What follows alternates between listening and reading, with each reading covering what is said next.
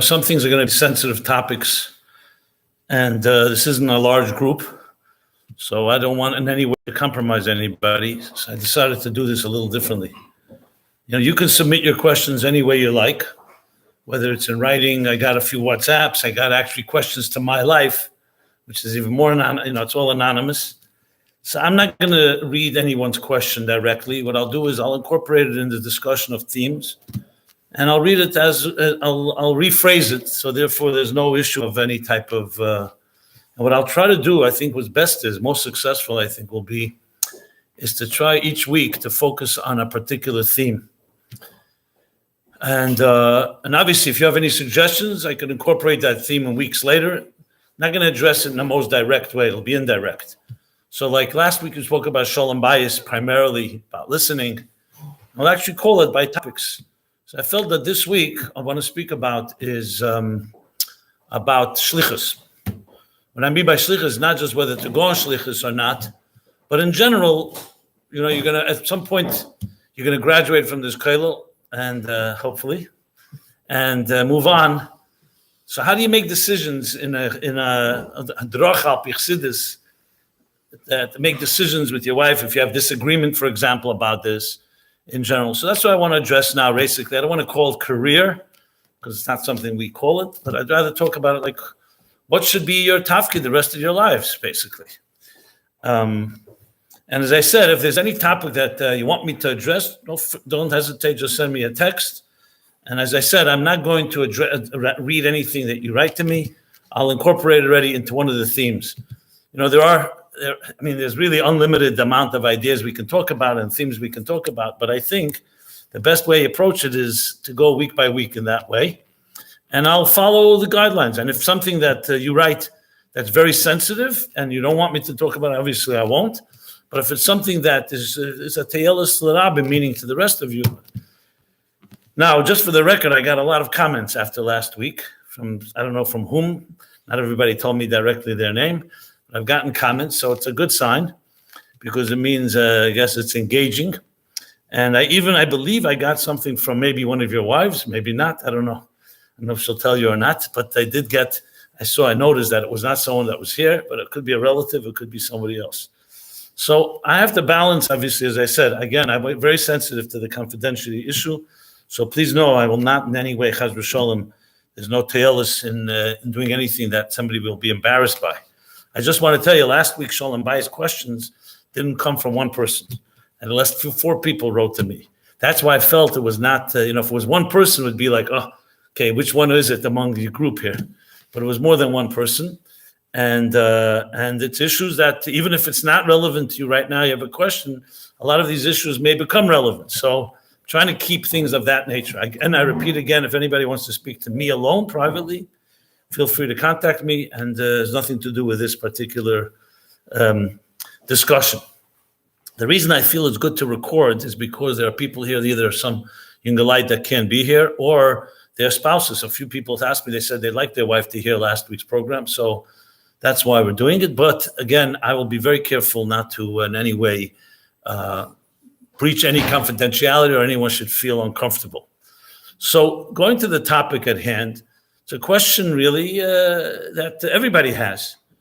I remember even before you get married as a bocher, or if it's a young woman, growing up in the Chassidic schools that we go to, the question is, what are you going to do with your life? Go to business.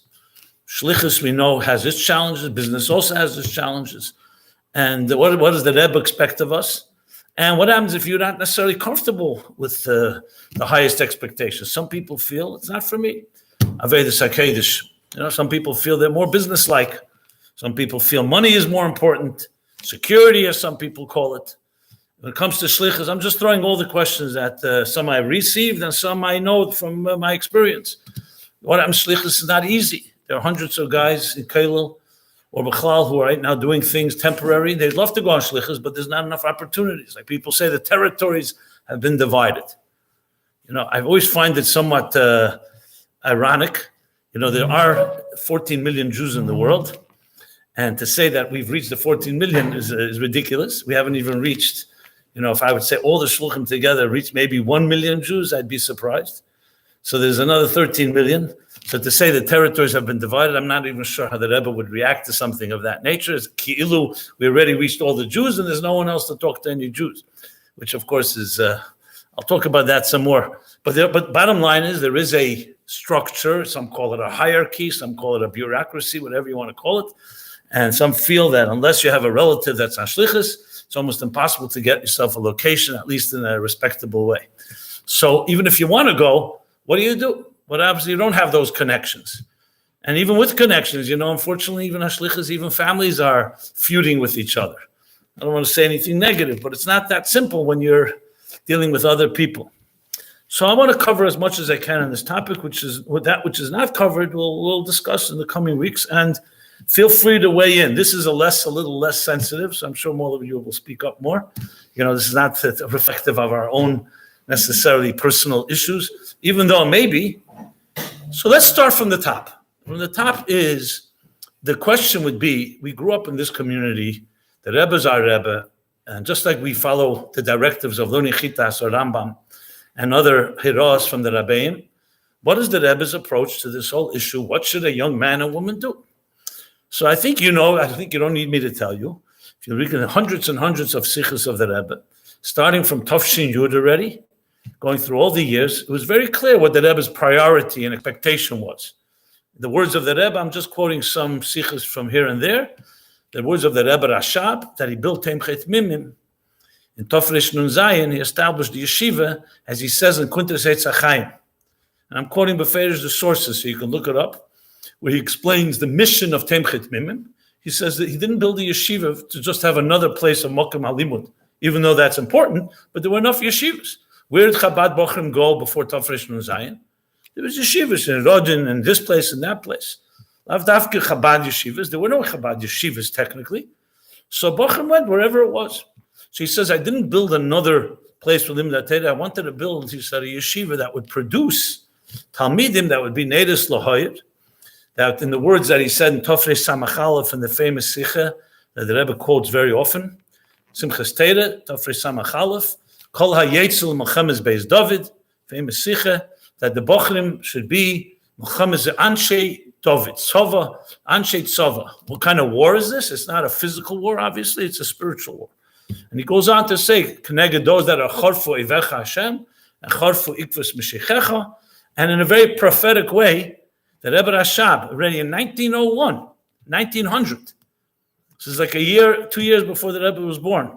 The Rebbe Rashab already predicted what's going to be coming, that there would be, unfortunately, tremendous assimilation. And he says in 2 stages, Deir Acher Deir, one will be a challenge that will defy God himself, and one will be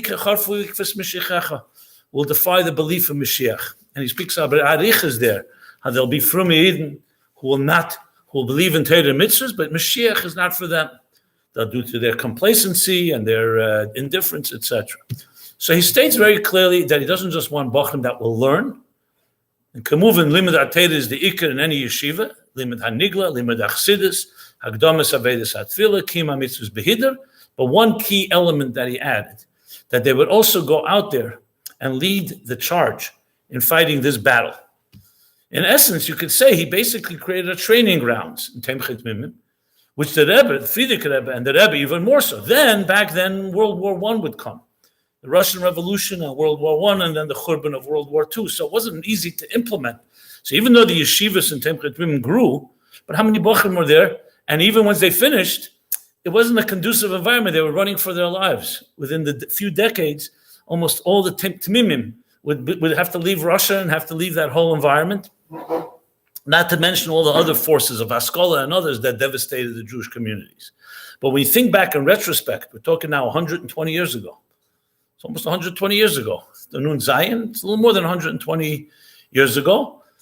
You can look now, you see Temchet Mimim became, and we talk about Temchet Mimim with all its snifim and all the other yeshivas, and the Rebbe includes Temchet Mimim also the women's schools, Beisivke, Hulu. That's what it produced. Basically produced Talmidim and Talmidis that were trained in the Darkei Achsidus. So Limud HaTorah, Nigla and Primis HaTorah, but to take it and turn it into a force of helping bring Elokus to the Welt, which is the yesod of the whole concept, what we call Shlichus, whatever word you want to use for it. I mentioned. So the Frierdiker Rebbe began, but the Rebbe took it to another level. If there was, hypothetically, Chas v'Shalom, there was no Temchet Mimim in Tafresh Nun Zayin, where would the Bochum today be going? Going to other yeshivas. Now Dafka get an education that was saturated and durgenumen with the Rebbe's approach. So here, that's what the yeshivas produce. So bring it back to us. It's a very specific thing. The yeshivas to produce Lomdim and Nigla and Chassidus, obviously Yedei Teira, but also with that commitment and Mesidus Nefesh to go Muhammad's Beis David and do whatever it takes to bring Yiddishkeit to other Eden. Today we have the additional element. Not just today, in the last, you could say, since Chabad came to America, assimilation of the world. So it's not just an optional thing. You have people pasha drowning. Teneke shenishbut pasha pekuach nefesh at this point. When I say this point, I mean already I go back the last 100 years already, or less, since I say last 70, 80 years since Chabad Lubavitch came to America 80 years ago. The Frierdiker Rebbe came. The Rebbe came this year, 80 years. So it becomes that much more compelling. This is the philosophical yesod, the Teira and Chassidus yesod of what the purpose of all of us is, to become shluchim. Now, what the word shlichus is a very broad word. We know that Chassidus uses the word shlichus even on the concept of yiridis haneshama beguf. It's a shlichus. Your neshama shenasata b'teherehi, came down when you were born, and then every day is renewed. Chadoshim lefkarim. Renewed to do what? Why was the neshama came down here? Every Chabad young boy or girl knows the answer. And I was once talking in a yeshiva, which was not a Chabad yeshiva, and they wanted to ask, what's the difference between a Chabad yeshiva and a non-Chabad yeshiva? So I said, I can't really answer that question. I didn't go to non-Chabad, but I want to ask everyone here. There was a bunch of students there. So I said, a lot of Talmidim, I said, tell me, why is your neshama down here on earth? And most answered the conventional answer that a Veltasha yeshiva would give, in order to prepare a chelik ne'elam haba, to learn Teira b'mekayim mitzvahs, so we could have essentially a good reward in our retirement village called Gan Eden, or ne'elam haba. I said, okay, fine. It says that in some Mishnah. The Mishnah says the whole world is a pruzder, a corridor to the next world. I said, if you asked a Chabad young boy or girl, they would tell you, Lasas leis bara dir b'tachtein. You came to this world not just to prepare to go to another world. You came to this world to refine and transform this world with Teira mitzvahs, with ner mitzvah v'teira eir. So that's a given that every child knows. And every one of us, this is something from our youngest age. This is what we were taught. Now, what form that takes has a lot of different forms.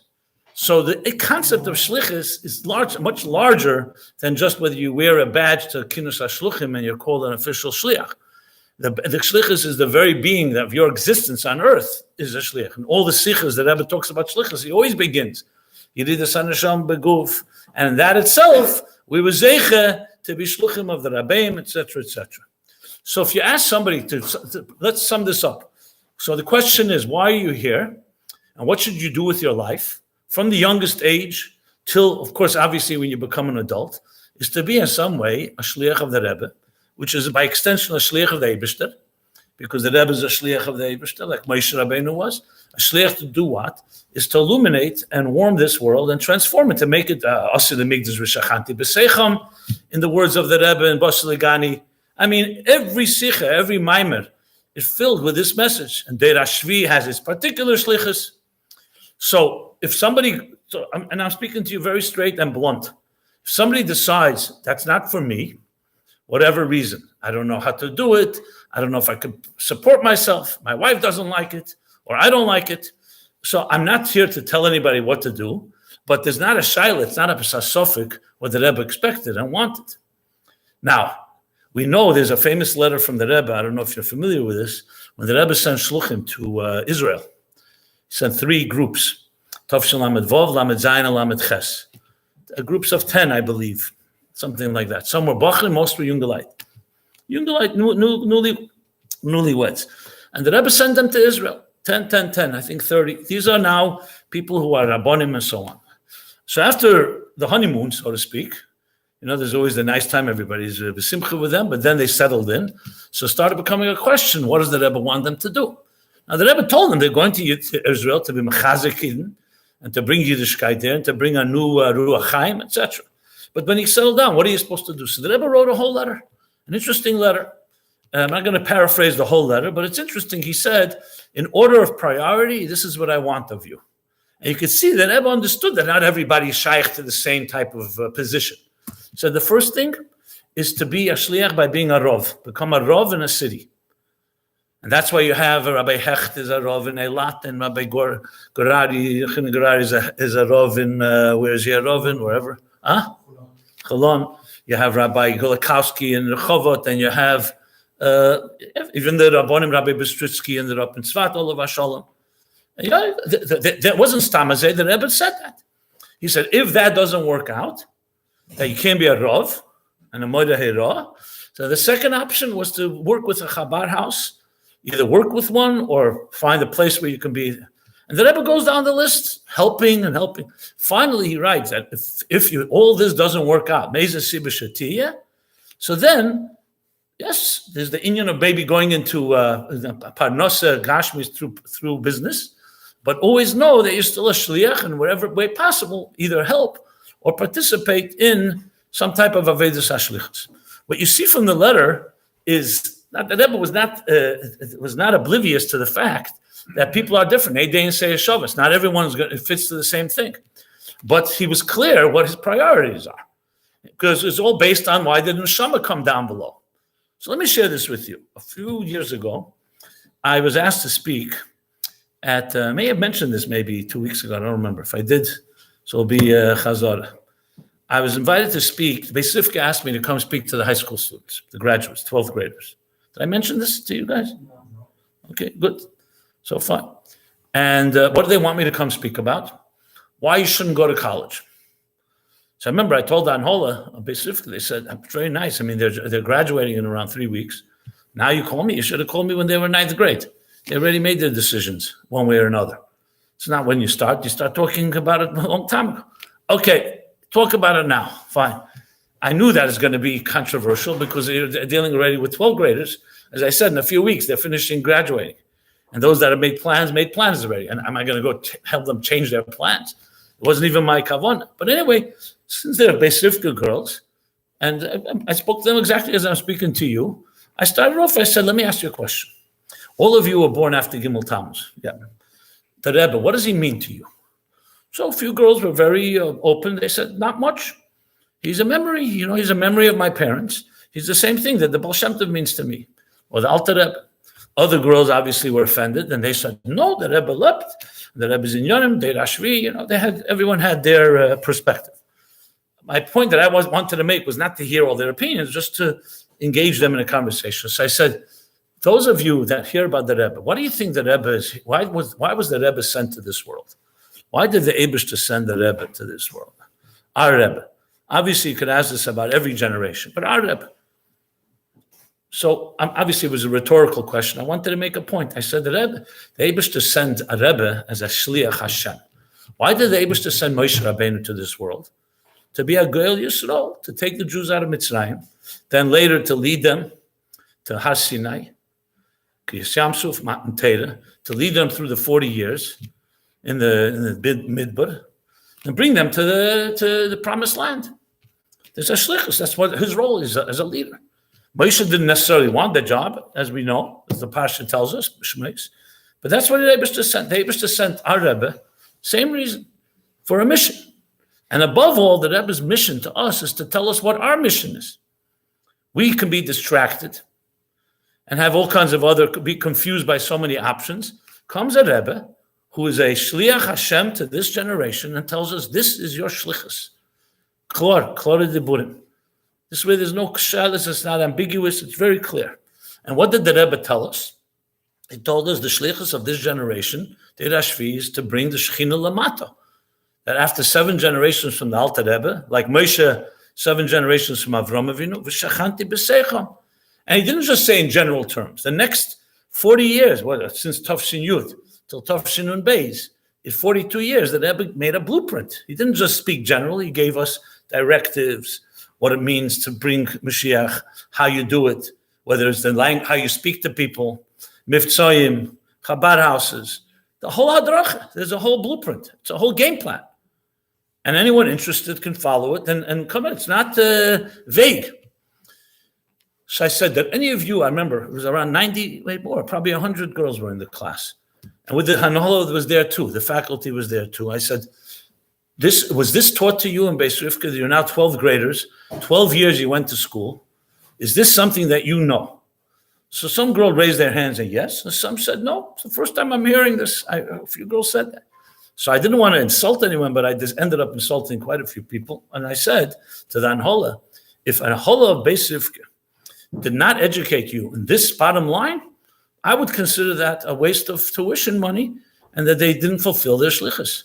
You can learn Gans Teira and learn Nigla and Ptimisat Teira and whatever, but you don't know ultimately what Chassidic school is to teach you, train you, to teach you your shlichus in this life. And I said, I'm not saying that's what the teachers did or didn't do, but if the girls don't know this in 12th grade, I'm not sure what you accomplished. And I'm not taking away from all the ideas. Maybe some of you may be scholars and you know whole Tanakh and the Historia and Shulchan Aruch and Chassidus and stories. But when it comes down to, so I remember one girl raised her hand. She said, what's wrong with being a shliach through being an interior designer? I'll be an interior designer, and through my interior design, maybe I'll be mishtatif in building the Beis HaMikdash HaShlishi. She said it as a joke, obviously. So I said, look, interior design is beautiful. Just like being a doctor and a lawyer has a tafkid. But is that what you were trained for? There are millions of people out there that can be interior designers. How many of us were trained to do what we need to be done? And I like to use the expression to be a soul doctor. You know, yes, we have medical doctors. You need to be a soul doctor, to be able to talk to a neshama, to be able to help somebody get stronger in connection to the Eibishter, Torah mitzvahs, whatever they may need, personal lives, and so on. I realized that I was right. I should have spoken in this class. This talk should have been 9th grade, not 12th grade. The point I want to make is that a few girls came over to me. Till this day, I still get emails how girls were affected by it. And I'm not saying it because I'm toot my horn. I'm saying the opposite. To me, this is like olive base. What I said now is not one chiddush that I said. You just look at the sichos. It's not some pshetel or some innovation or something like that. This is olive base. Did any of you ever read the sikh of Shmini Tov Shin Chai? Shabbos Pasha Shmini Tov Shin Chai? You know the sikha? All of you have seen it? Very, in my opinion, must read. You want to hear the Rebbe's position, B'chol Teikef? Read Shmini Tov Shin Chai. Where the Rebbe talks mamish about this Inyan, about the Rebbe uses a word in Russian called godin, means fitting to be a soldier in the army. And he talks directly. What does he say there? I'll just say briefly and check it out yourself. Whatever I say will not do justice to the Rebbe's clarity there. He spoke Shmini Tov Shin Chai, and there's a story behind it as well, which if I have time, I'll share with you. The Rebbe started speaking their famous story with Arizal. Arizal, one Erev Shabbos, he told his Talmidim, let's go to Yerushalayim, which of course meant we're going to the Gula. Some Talmidim said we have to go ask our wives. So the Arizal said, okay, that's the case. We're not ready yet. And he ended up not going, staying in Sfas. Okay. And there was a Yisrotzen that unfortunately they weren't ready. So the Rebbe asked Ashturim Dikakash, going to ask your wife is a problem? If they said they have to go to a restaurant and have a final hamburger or something, I'm saying that. The Rebbe didn't say that. Then to go and ask your wife. What do you mean? You're going to just disappear for Shabbos and you didn't tell your wife that you're going? What's wrong with asking your wife? And the Rebbe says, Shalom Bayis, such a gewaltige Sache. And then the Rebbe goes into Kibbud Avayim. What about asking your parents? The biggest mitzvah in Meseres HaDibros, Kibbud Avayim. And the Rebbe said the following words. He said, it's all good and fine. It's all good. Shalom Bayis and this. Aber zu Milchama hat es nicht.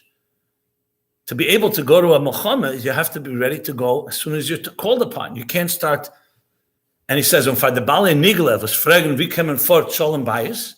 So the Rebbe said that Arizal was a Bal Nigla like anyone, and if he said it, he knew that it's not going to in any way compromise Shalom Bayis. And the Rebbe later said that Faket, the women would have been happy if you just went, and Mashiach would have come. Of course, that would be the biggest thing.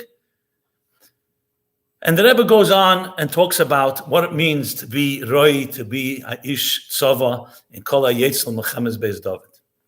The story briefly and I'm not going to mention names, obviously, was that the Rebbe had asked a couple who were getting married a little earlier, and there's an Igeris in the letters of the Rebbe that this sikh is connected to. And this couple, very Chassidic couple, both the Chassan and Kala, and they were by the Rebbe, and they said they want to go wherever the Rebbe wants to send them. The Rebbe chose to send them to South America. Problem was that the Chassan, or the husband, ultimately, I think it was right when they got married, his mother was a widow, Almana, and she wanted them to come move where she lives. So she wrote to the Rebbe and obviously put pressure on them that we can't send them away. She needs her daughter by her. The Rebbe writes her a letter. It's printed in Nigris Kodesh.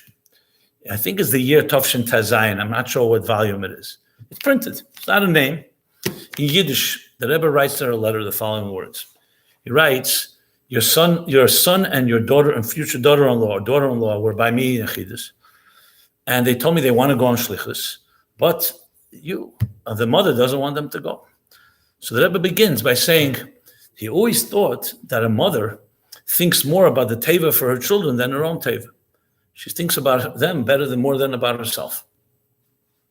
So he was surprised that she would get in the way here, because what bigger teva is for children to be fulfilled the Shlichus of the Rebbe? And then the Rebbe continues and says, and when I heard from them that that's the issue, but they want to go, I thought to myself, so the Rebbe's words, how can you have a soldier in an army who has to call his mother in the morning before he goes to fight? What kind of army is this going to be? And then the Rebbe says, so b'meila, not to cause you more agmas nefesh, you're telling me it causes you agmas nefesh, I'm withdrawing my offer. You should have menucha and shalom, and they should go live by you. And I'm not, I don't want to cause you any more agmas nefesh. It's a letter. It's a very strong letter. I know the person who was involved with. He's really an Elama Emes. And I remember before he passed away, he spoke a lot. He passed away young, and he said that he always felt that Nishbekaim went where the Rebbe wanted. Fine, mother ahin, but he didn't do what he had to do. And he was a real Chassidic, and he felt there was something that he did not, the Rebbe beferish. After that, the Rebbe did not any longer suggest to people. If you came to the Rebbe with you want to go, the Rebbe would give a person a place. Even though many people say the Rebbe picked me and told me, sent me there, it always came with a little asus of the latato. Because the Rebbe always knew that it has to come. If you don't want it, even though everyone would say, the Rebbe told me to do something, for sure I would do it. No one should be tested. Sometimes when you don't feel that it's your thing, you could also start finding that the Rebbe didn't understand, and maybe this thing or that thing. If the Rebbe knew this, he changed his mind. Chaz v'sholom, but that's how people think. That's the Yetzer has its ways. So let's bring it back. Let me just finish this thing in 1 second. So it's clear. Option one, if you guys were right now, all of you, selling light bulbs on Amazon, I would probably not say this talk, because I'm not here to tell you what to do. But you have all your options before you. Hashgacha pratis, once a person there's a beautiful Chassidic Yidden living in Crown Heights or in Los Angeles or Miami that are in business, Bali Tzedakah, find Chassidic Yidden that daven and learn and everything. So I'm not here to criticize. We're talking Chatchila.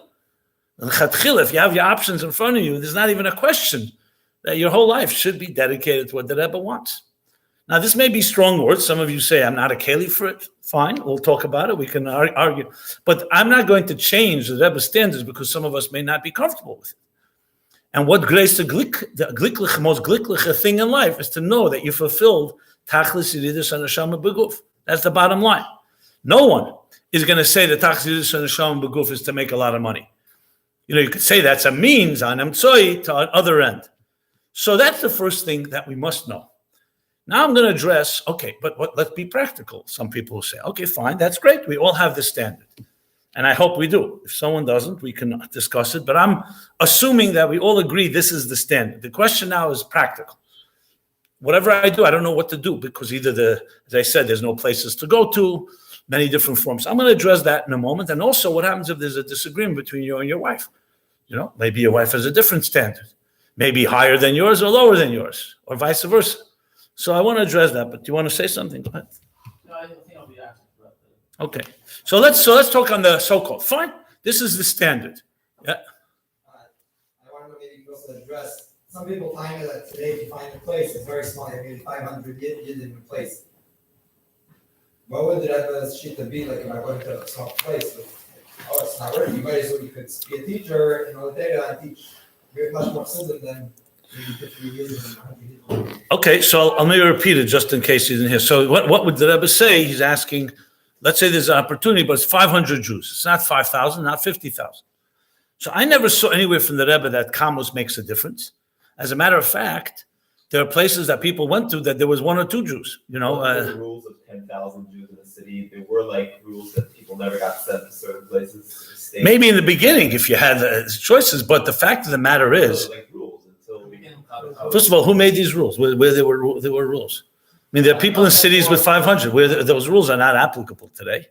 That was, I don't know of such a rule. I think there was a rule that you need to have a mikveh there. Maybe when there was the mikveh who made that. So you can say about anything that's behind the scenes. That wasn't anything they didn't say in the sikha. It's not. I've never heard of a rule of a number ever. It's the first time I hear such a thing.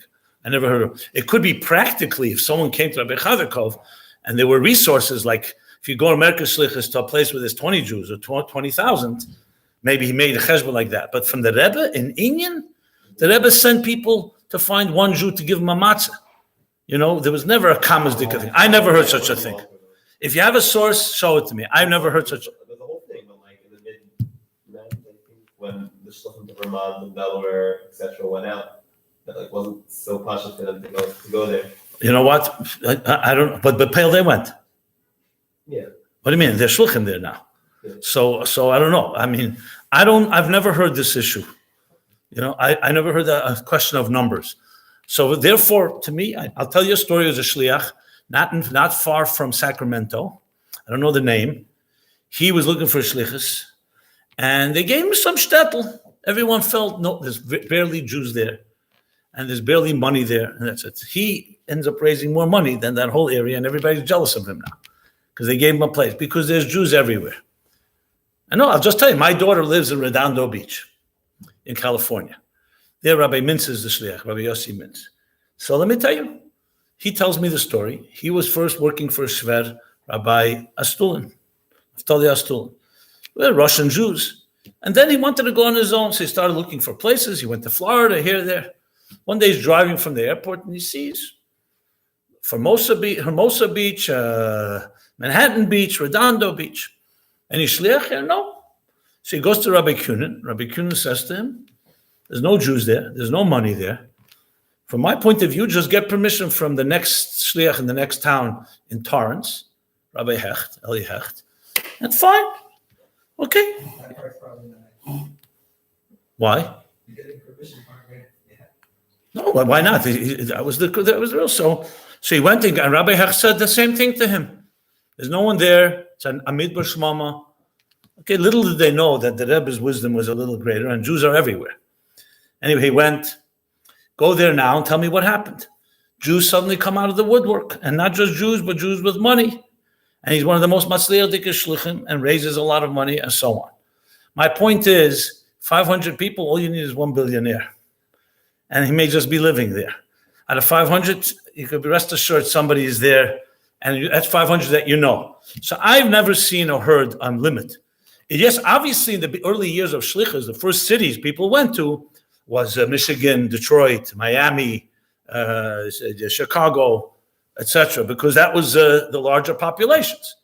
But at the end of the day, Shlichus is everywhere, and Shlichus. So that I would not consider that a factor at all. If there's an opportunity and it works out, to me the issue would be basically have a good agreement, then everything should work. But let's now talk about if you don't have that opportunity.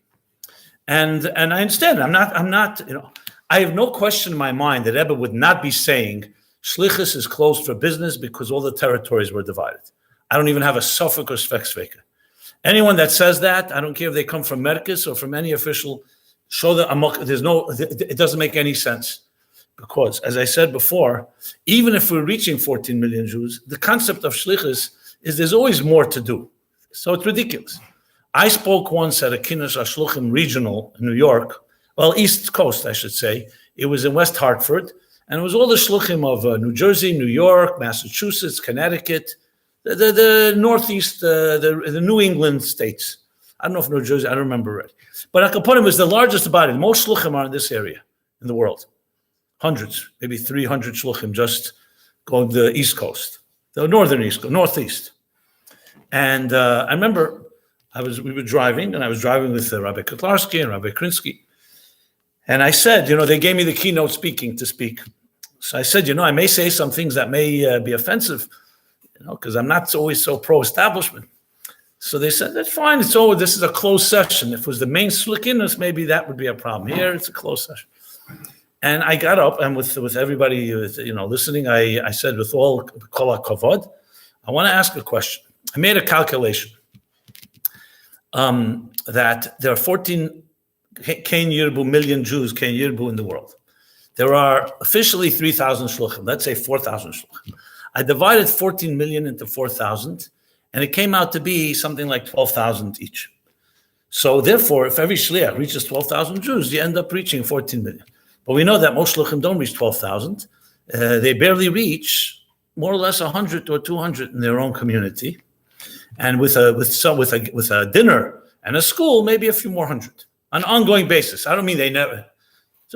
So clearly, and now if you add the non-Jewish world, there's 8 billion. 8 billion divided by 4,000. Now you're talking about hundreds of thousands. So what would we say to the Rebbe? That we've finished the job? And then I hear that people say they can't be shluchim because there's nowhere to go. I said, but you know what? If this was Lahavdallah of Havdalah's Starbucks, and you only reached 2% of people who drink coffee, that would be considered a failure. But definitely not fulfilling the potential. So there's so much potential. And I think a kinnus hashluchim, if you don't talk about that, what are we talking about? Let's put our heads together. I'm not here to criticize the establishment, but we have to put our heads together to figure out how this is going to be done. Now, obviously, it was not received so well by some of the establishment, and most shluchim actually liked it a lot because what I said was the truth that people don't like to speak about. Now, being that I'm not under anyone or no one's under me, I have the luxury to say whatever I want to say, and I can't be fired because I wasn't hired, as they say. Now, I didn't say Chaz v'shalom. I wasn't looking to insult anyone. I think this is how we have to think. Now, I'm not saying you guys can change the situation, but we have to be honest with ourselves. And there are shluchim that do speak this language. I can tell you by name shluchim who think like this. Why there's a narrow-mindedness where shluchim are afraid of someone coming when there's millions of Jews that have not been reached because they may take away a few dollars from them, or you may be more popular than them, comes down to egos, let's be honest. So I'm not Chaz v'shalom saying that I believe that it should be done anarchy and create a revolution in a way that makes disruption and causes machlekes, Chaz v'shalom. That Rebbe wanted everything to be b'shalom. But there has to be a pressure from the bottom and from the top to live up to the standards. And I can tell you right now, there are millions of Jews that are not being served. And I don't care what any shliach will tell you. So let them show it. I've been to almost every city. The shluchim are meisa nefesh. They're doing great work, but they have limited resources. They can't reach everybody. You know how many Jews there are in New York? You're talking about over 1.5 million Jews. Tell me how many of them are being reached. Not many. Not the percentage is quite low. Whatever is reached, remember, nefesh achas miyisrael is matzil kol elam kuli. I'm not taking away from one Jew, but there's more work to be done. Now, what can you do about that? I don't know. I just felt I should say this for the record. I'm making a macha about the whole thing. Fine. But let's talk practically. So practically, I would say the following. I know there are hundreds of guys like yourselves that are already in Kollel or married for several years, trying to go on Shlichus, and it's not working out. Either they can't find an opportunity or an opportunity has worked and it didn't end up working out, etc. So I don't have a global solution except what I just said. If we all wanted what the Rebbe wanted, I think we'd solve this issue. But let's go beyond that. Many of us are not going to go and defy the system, and I'm not suggesting one should. So what do? If you really feel that you are the Rebbe soldier, so are you ready to compromise yourself and say, you know what, since I can't find some shlichus or other klei kodesh, whether it's a rov or a melamed or so on, I have no choice. I need to put mafanis basi, ishti, and ultimately children. What am I going to do? Just sit around and wait? So I have to get a job. So I am not going to tell anyone not to go get a job to have parnosa. That's why we're talking the standards. But if you're really committed, I'll tell you a little story about myself. Am I a shliach or I'm not a shliach? I'll let others decide. I'm officially, yes, I'm invited to Kinus HaShluchim. I get a badge and everything. I even have someone who's above me, Kavyachol. His name is Rabbi Krinsky, because they put everyone there, whoever they can't fit somewhere. They say, your head shliach is Rabbi Krinsky. That's just a technicality. It's not like but why they gave me this? I don't know why. Honestly, it doesn't affect me one way or the other, because I don't need the badge. I don't do it for that reason. I do it for the Rebbe. Now, I worked in Shlichus. First, I worked in Sefer Likutim, and then later in Hanochis as a Chezer and Maniach. And I was matzliach lefiyarach into what I did. Once I got married, I continued. I was the first. All the bochrim would get married. They would go off. They'd always have to find another bocher. In my case, in Toshim Mem Gimel, I got married, and a few Yungalite got together. They raised some money. I was getting paid $250 a week. Just for the record, basically kail money. And to do the sichas, which was enough. I was mistapik b'mut. I wasn't looking. I loved what I did. So now, this was my passion. I didn't do it because I have nothing else to do with my life. I'm a talented guy. I could have found things to do. And I love doing it. Now, why didn't I go to a city somewhere? My chavedim did. I thought about it, but I said, it's very clear. This is what I do well. And, my talent is communicating, writing, spreading, explaining chassidus, and so on. So it fits. I didn't even ask the Rebbe whether this is my shlichus or not. It was clear to me, without even a suffix, this is what I should be doing. Is it official shlichus? I don't mind if you say it's not, because I have more comfort. I know shluchim that are mismeser nefesh. They didn't have any kosher food, didn't have schools for their children. I didn't have those nisyanis. So I would not say that I have that type of mesiras nefesh like they. But, like Shlomo Zachi told me when he was a bocher, he got engaged. So he wanted to go on shlichus like his chaverim. The Rebbe told him his shlichus is to stay in 770. So he said to the Rebbe, will that be considered shlichus? So the Rebbe said, yeah, if you do it, b'mesira u'nesina. So I said, no, what happened? He said, what's kind of the zagen? Nish mesira, nish nesin.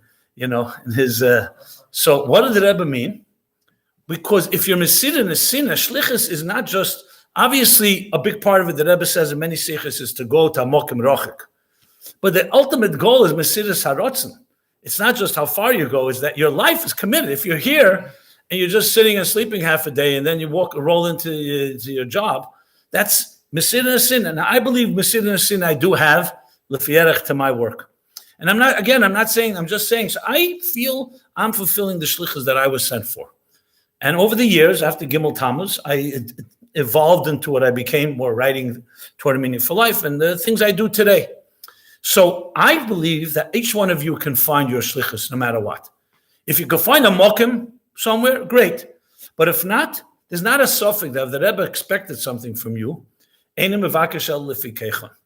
maybe you have to be creative. I told a guy, more than one guy, a lot of people come to me for so-called career coaching or career counseling, from the community and other places. And I said to a guy, he says to me, there's nowhere to go. I said, look, I see you work in tech. You're a high-tech guy. You know technology, you know programming. Why don't you create a website where you present chassidus or Torah in a very interesting, creative way? I see you working with designers. You're working with writers. He said, I never thought of that, but I don't think there's money in that. What I'm doing, I'm making websites for people where there's money. I said, why can't there be money? You think the self-help industry is not? There's billions of dollars. I'm not saying you have to become a billionaire. But you know how much money is to be made when you help people? I'm not saying you're doing it for money, but you can make a parnasa. In my organization, we make income from some of the work we do. A lot of it is free, but there's things you can make. So he's thinking about it. But he didn't think that way because he felt the shlichus didn't work out in the regular way. So he went off and basically is doing parnasa. He himself would say it's b'diavad. But that's what I have. I have no question that if you sat down with a mashpia, and someone that understands you well, looks at your skills, and I'm not saying right now, now you're in Kail, you're still in the training ground, that you could definitely find a way to use your keiches and kishrenis and limudat Torah and all that you've gained in yeshiva and everything about you, and find a way. Maybe today we have to be a little more creative. I told this guy, I said to him, you know what, you build something online, you could probably reach more Jews than all shluchim put together. I love the lighting. It's Gavaldi. That's around 6. Maybe you said something controversial. As you said last. Maybe the Eibush is getting involved. My point that I'm making here is that I have no suffix. I'm telling you right now, there's not even a suffix sveka that you could. Now, this is a good time for you. Why? Because you have time now. You're learning. You don't have to make a decision right now. I'm assuming. I don't know the contract you have with the Kollel, but this is exactly what you're being trained for. I mean, I feel part of my Shlichus here and speaking to you is to help you with this in any possible way, to direct whatever it is that you're good at and capable of, and using all that, turn it to some type of Shlichus. And there's nothing wrong with being creative. Trust me, there's nothing wrong with being creative. Now, time is limited. I just wanted to touch one thing about spouses. I don't believe that you should ever have a machlekes with a spouse about these matters. But let's say there's two fundamentally different approaches. There are people, when you go dating, you always hear the question, does he want to be a shliach? And then there's three options. Either the girl says, I don't want a shliach, but fetish not, or I don't mind shliach or not shliach, one or the other, or dafke, a shliach. Then about guys, there's also probably this other way around. There's some guys that not interested. So I'm not, again, here to judge anybody, but I would say the following, and this maybe we'll reserve, I'll talk about it more next week because I don't want to rush it. How you deal with this situation, just one key point to start with, and we'll discuss it more in detail. As I said last week with all shalom bias issues, and I don't mean only when there's a conflict, but everything has to be b'darkei neyam. That's a Chassidic way. For a Chassidic bocher, a younger man, to fight with his spouse about something, even though you think it's in the name of the Rebbe, and you quote, I once quoted Shmini Tov Shen Chai, and the next thing I know, a younger man told me he showed it to his wife, and they had a whole fight for a week about it. So I said, I didn't mean you should use the sikha as a weapon. I meant the sikha was to be inspiration. You don't go so and say, you see, the Rebbe says so, look at you, you're going against the Rebbe. Obviously, that's ridiculous. I mean, it's not obvious, so maybe I have to spell it out. So my point is, what you could do, and it's a great opportunity. I'm sure you talked about it when you dated, and I don't know, each one of you have your issue with your wife, and each one has their own wife, and each one has their own challenges in this, or maybe not. If you are not on the same page, then there's nothing wrong with having a normal conversation, b'darkei neyam, and I'll go further. Even if you're on the same page, like we spoke, maybe it's an inyan to have a conversation. The chachmas noshim bonse beisa.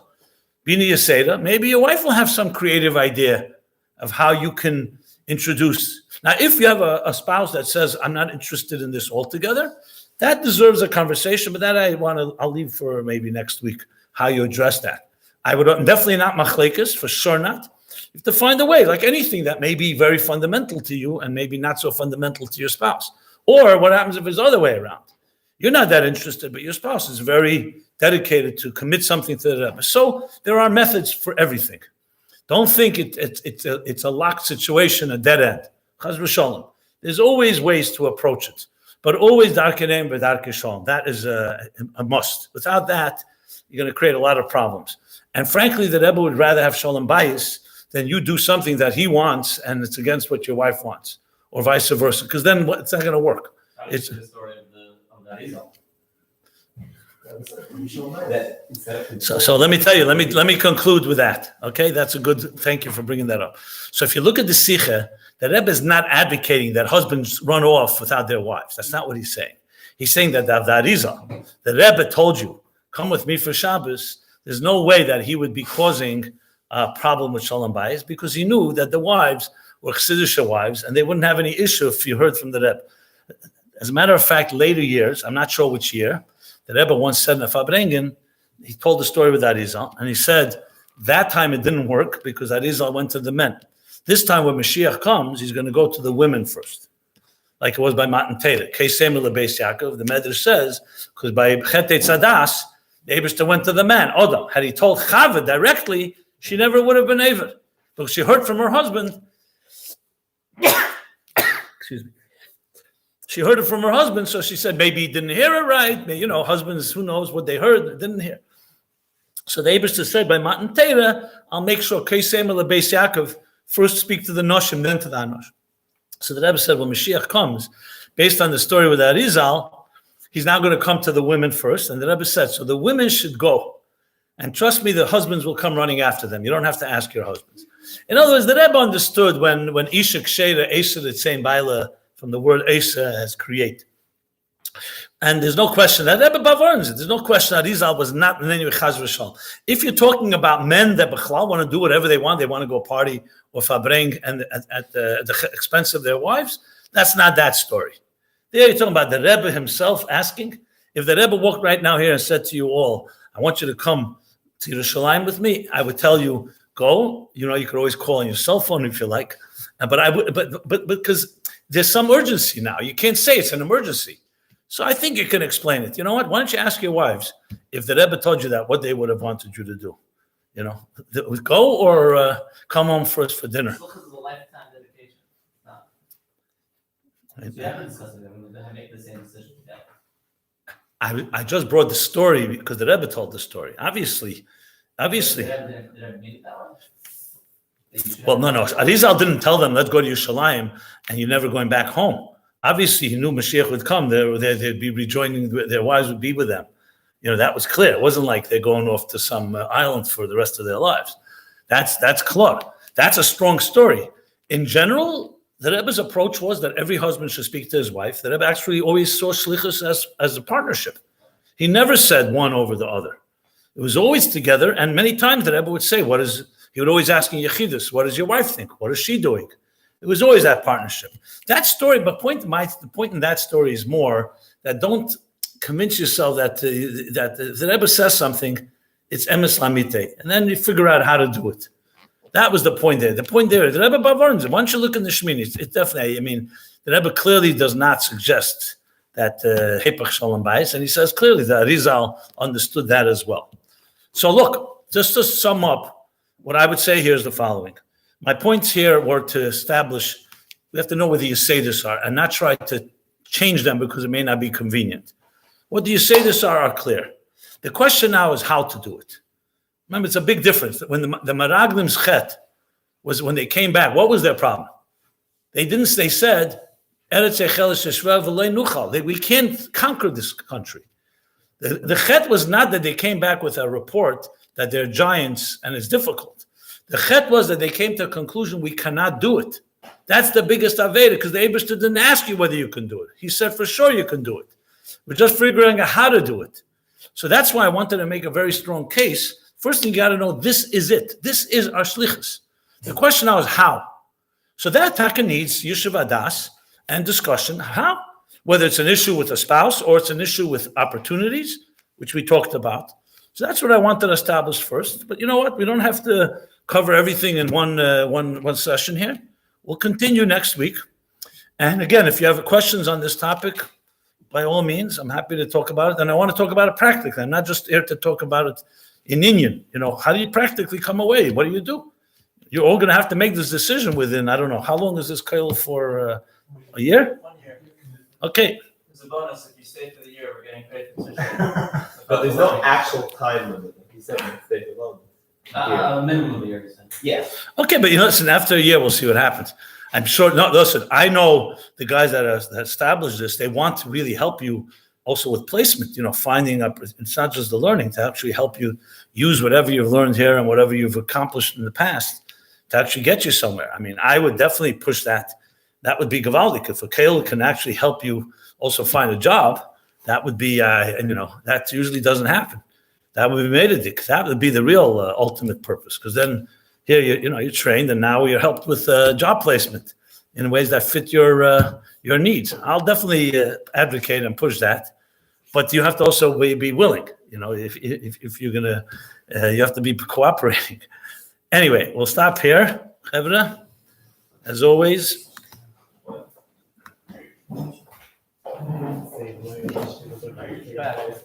Sure.